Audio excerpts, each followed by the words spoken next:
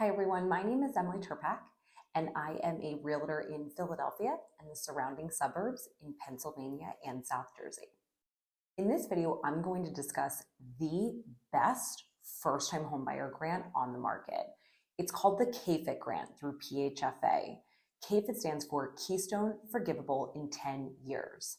Now we'll get into what that means in a little bit, but this grant is specifically for buyers in the state of Pennsylvania.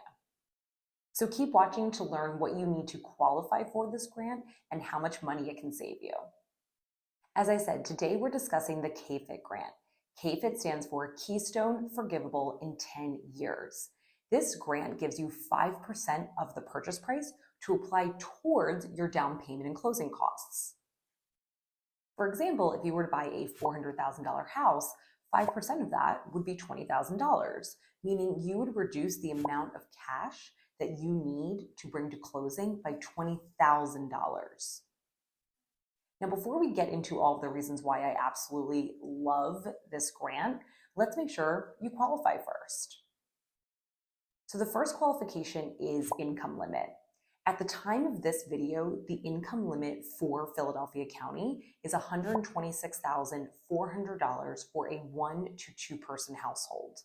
Now, there are different income limits for the suburb counties, but I have included a link to the income limit PDF in the description below, so be sure to check that out.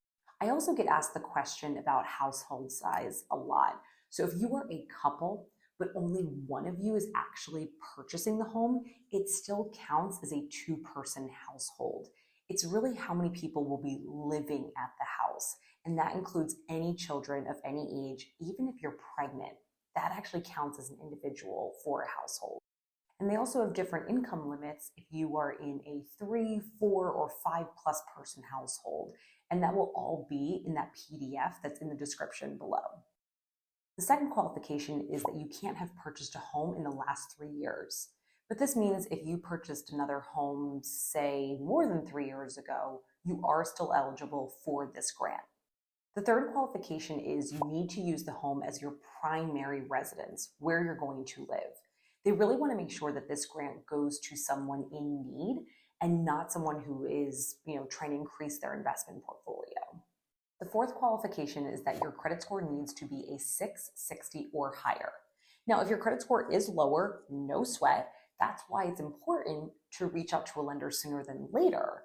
And that's because they can give you tips and tricks to increase your credit score, or they can put you in touch with a reputable credit card repair company to boost your score. Now, of course, this can take a few months, but if it helps you qualify for this grant, then it's absolutely worth it. The fifth qualification is you can only put 3% down for a conventional loan and 3.5% for FHA, meaning they won't let you do a 5, 10, or 20% down payment. Now, some of you might be saying, oh, great, I can't put much more down than 3% anyway.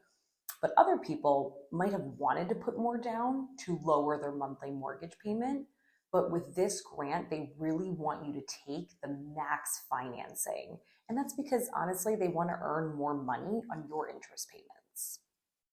The sixth qualification is that after your home purchase, you cannot have more than $50,000 in liquid assets.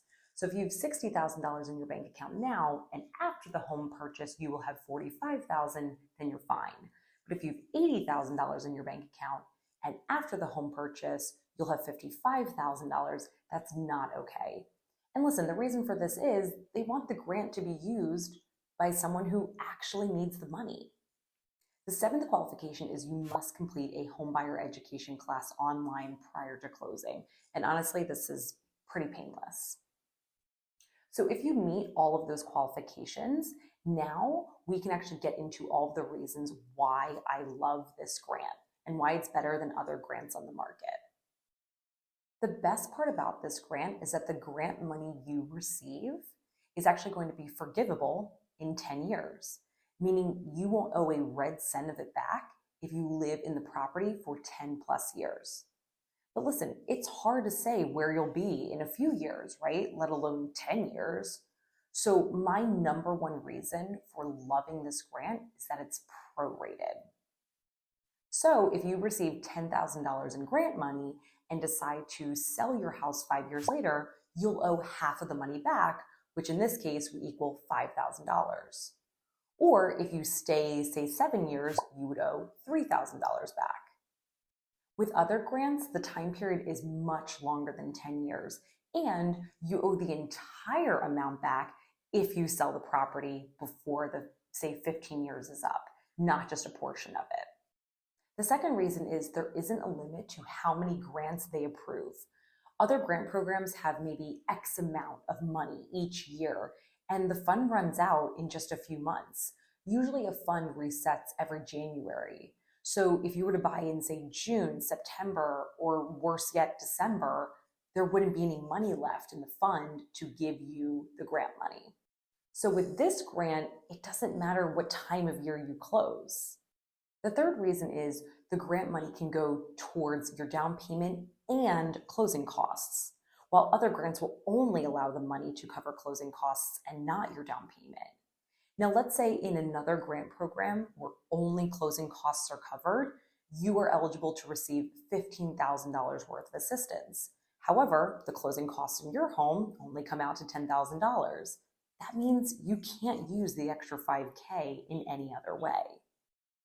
Now, with most things, there are always pros and cons. So let's get into the cons really quickly.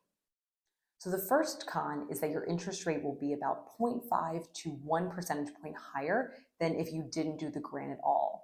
That means your mortgage payment will be slightly higher, but the cash that you need to bring to closing is dramatically reduced with this grant.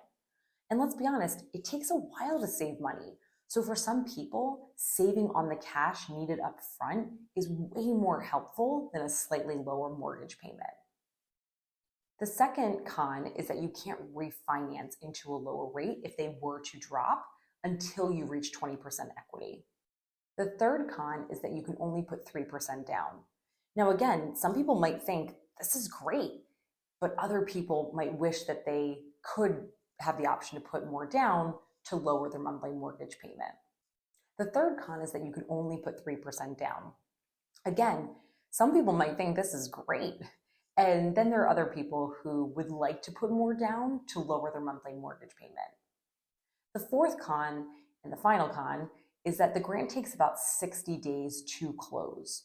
Normally the time period from when your offer is accepted to when you get your keys at closing is anywhere between 30 and 60 days. 30 days being on the shorter end and 60 days being on the longer end. And you might find that the seller of the home that you love really needs a 30-day close for one reason or another. Or maybe the house is vacant and a longer close just means that the seller is continuing to pay the mortgage, taxes, homeowner's insurance, utilities, etc. So you might get some pushback from the seller on needing a longer close. But this grant really does need 60 days to close because there are a few more hoops for the lender to jump through and a few more approvals from PHFA.